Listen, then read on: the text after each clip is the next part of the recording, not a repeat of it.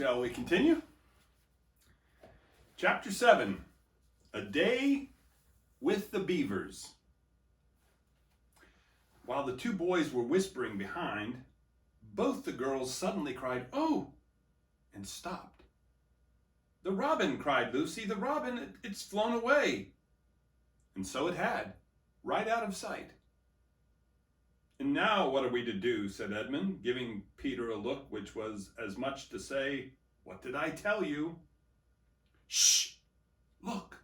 said Susan. "What?" said Peter. Something's moving among the trees over there to the left." They all stared as hard as they could, and no one felt very comfortable. "There it goes again," said Susan presently. "I saw it that time too," said Peter. "It's still there. It's just gone beyond that big tree." "What is it?" asked Lucy, trying very hard not to sound nervous. "Whatever it is," said Peter, "it's dodging us. It's something that doesn't want to be seen." "Let's go home," said Susan. And then, though nobody said it out loud, everyone suddenly realized the same fact that Edmund had whispered to Peter at the end of the last chapter. They were lost. "What's it like?" said Lucy. It's kind of an animal," said Susan. And then, look, quick, there it is." They all saw it this time, a whiskered, furry face, which had looked out at them from behind a tree. But this time it didn't immediately draw back. Instead, the animal put its paw against its mouth, just as humans put their finger on their lips when they are signaling you to be quiet. Then it disappeared again. The children all stood holding their breath. A moment later, the stranger came out from behind the tree, glanced all around as if it were afraid someone was watching, said, "Hush," made signs to them to join it in the thicker bit of wood where it was standing, and then once more disappeared. "I know what it is," said Peter. "It's a beaver. I saw the tail." "It wants us to go to it," said Susan, "and it is warning us not to make a noise." "I know," said Peter. "The question is, are we to go to it or not? What do you think, Lou?" I think it's a nice beaver," said Lucy. "Yes, but how do we know?" said Edmund. "Shan't we have to risk it?" said Susan. "I mean, it's no good just standing here, and I feel I want some dinner." At this moment, the beaver again popped its head out from behind the tree and beckoned earnestly to them. "Come on," said Peter, "let's give it a try. All keep close together. We ought to be a match for one beaver if it turns out to be an enemy." Here are the pictures of the beaver hiding behind a tree and coming out and signaling the children.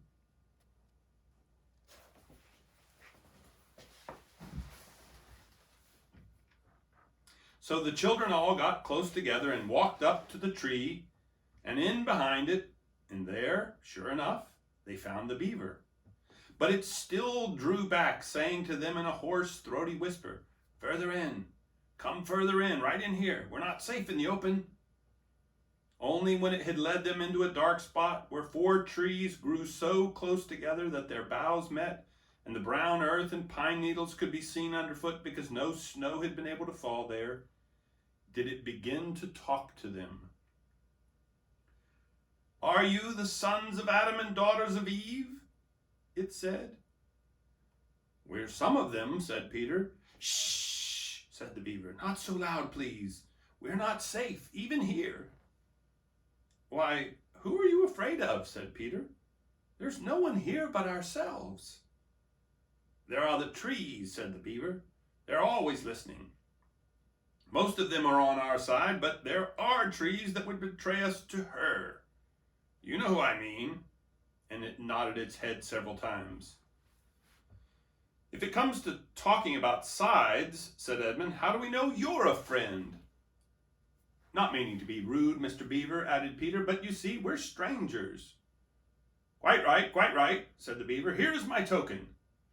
With these words, it held up to them a little white object.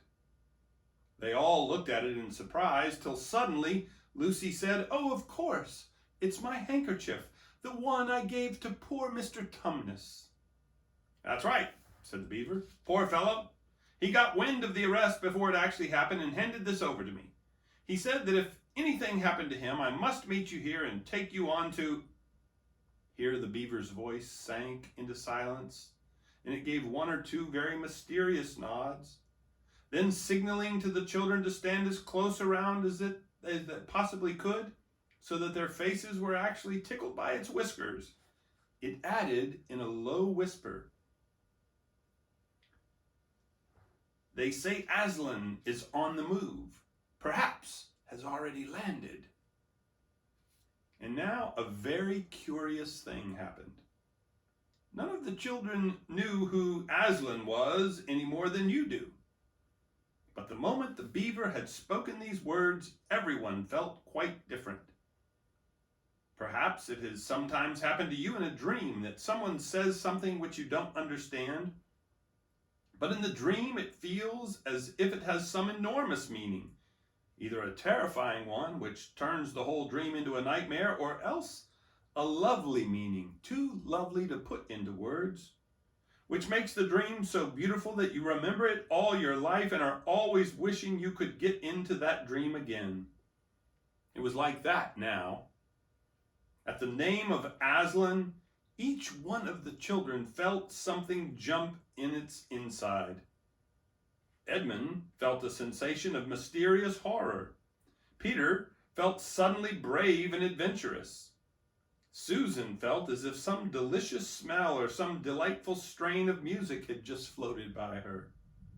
And Lucy got the feeling you have when you wake up in the morning and realize that it's the beginning of the holidays or the beginning of summer. "And what about Mr. Tumnus?" said Lucy. "Where is he?" "Shh, shh," said the beaver. "Not here. I must bring you where we can have a real talk, and also dinner." No one, except Edmund, felt any difficulty about trusting the beaver now, and everyone, including Edmund, was very glad to hear the word dinner.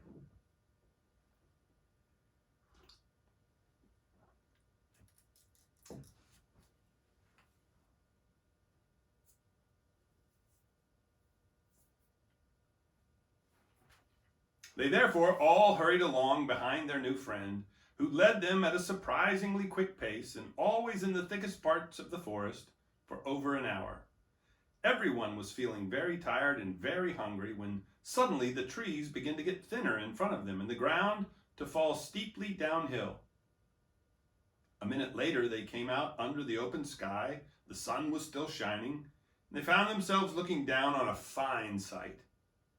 They were standing on the edge of a steep, narrow valley, at the bottom of which ran, at least it would have been running if it hadn't been frozen, a fairly large river.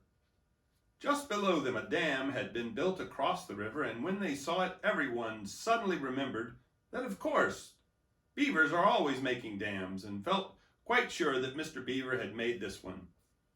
They also noticed that he now had a sort of modest expression on his face, the sort of look people have when you're visiting a garden they've made or reading a story they've written.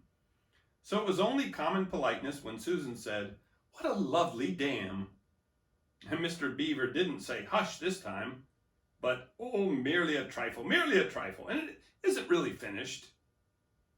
Above the dam there was what ought to have been a deep pool, but was now, of course, a level floor of dark green ice.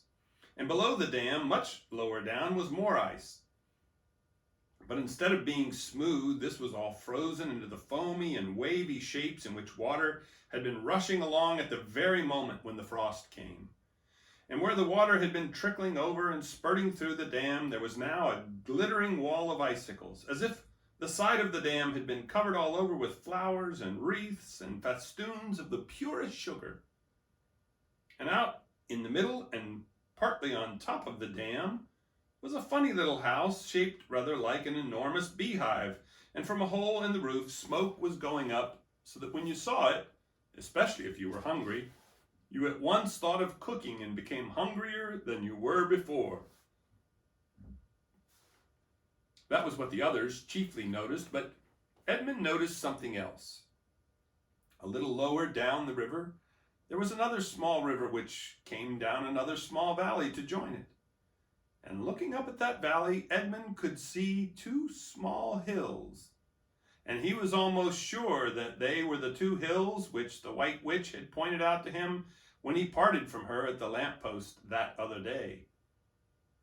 And then between them, he thought, must be her palace, only a mile off or less. And he thought about Turkish delight and about being a king. And I wonder how Peter will like that, he asked himself. And horrible ideas came into his head. Here we are, said Mr. Beaver, and it looks as if Mrs. Beaver is expecting us. I'll lead the way, but be careful and don't slip. The top of the dam was wide enough to walk on, though not for humans, a very nice place to walk because it was covered with ice. And though the frozen pool was level with it on one side, there was a nasty drop to the lower river on the other. Along this route, Mr. Beaver led them in single file right out to the middle where they could look at a long way up the river and a long way down it. And when they reached the middle, they were at the door of the house. Here we are, Mrs. Beaver, said Mr. Beaver. I found them. Here are the sons and daughters of Adam and Eve. And they all went in. The first thing Lucy noticed as she went in was a burring sound, and the first thing she saw was a kind-looking old she-beaver sitting in the corner with a thread in her mouth, working busily at her sewing machine. And it was from that the sound came. She stopped her work and got up as soon as the children came in. And I'll get up and show you the picture of Mrs. Beaver at her sewing machine, but also the picture of the children as they're walking across the top of the dam to the house of the beavers. And they're all wearing their big fur coats that they took from the wardrobe.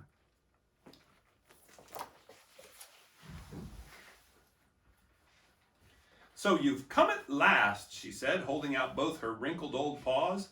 At last!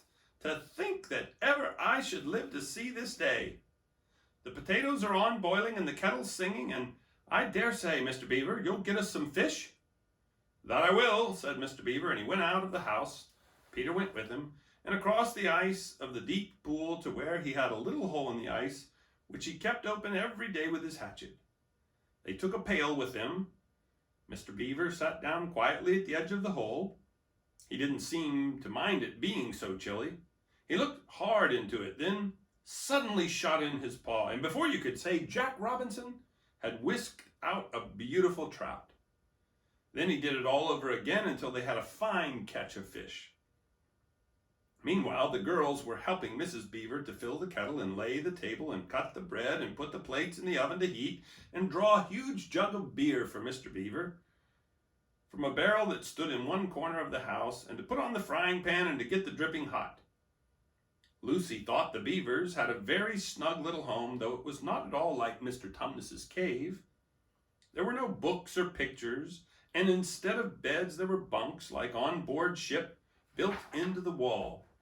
And there were hams and strings of onions hanging from the roof, and against the walls were gumboots and oilskins and hatchets and pairs of shears and spades and trowels and things for carrying mortar in, fishing rods and fishing nets and sacks. And the cloth on the table, though very clean, was very rough. Just as the frying pan was nicely hissing, Peter and Mr. Beaver came in with the fish, which Mr. Beaver had already opened with his knife and cleaned out in the open air. You can think how good the new caught fish smelled while they were frying, and how the hungry children longed for them to be done, and how very much hungrier still they had become before Mr. Beaver said, "Now we're nearly ready." Susan drained the potatoes and then put them all back in the empty pot to dry on the side of the range, while Lucy was helping Mrs. Beaver to dish up the trout, so that in a very few minutes everyone was drawing up their stools. It was all three-legged stools in the Beaver's house, except for Mrs. Beaver's own special rocking chair beside the fire, and preparing to enjoy themselves. There was a jug of creamy milk for the children. Mr. Beaver stuck to beer, and a great big lump of deep yellow butter in the middle of the table, from which everyone took as much as he wanted to go with his potatoes. And all the children thought, and I agree with them, that there's nothing to beat good freshwater fish if you eat it when it has been alive half an hour ago and has come out of the pan half a minute ago. And when they finished the fish, Mrs. Beaver brought unexpectedly out of the oven a great and gloriously sticky marmalade roll, steaming hot, and at the same time moved the kettle onto the fire, so that when they had finished the marmalade roll, the tea was made and ready to be poured out. And when each person had got his or her cup of tea, each person shoved back his or her stool so as to be able to lean against the wall, and gave a long sigh of contentment. "And now," said Mr. Beaver, pushing away his empty beer mug and pulling his cup of tea toward him, "if you'll just wait till I've got my pipe lit up and going nicely, why, now we can get to business. It's snowing again," he added, cocking his eye at the window. "That's all the better, because it means we shan't have any visitors, and if anyone should have been tracking to follow you, why, he won't find any tracks." And that's the end of chapter 7.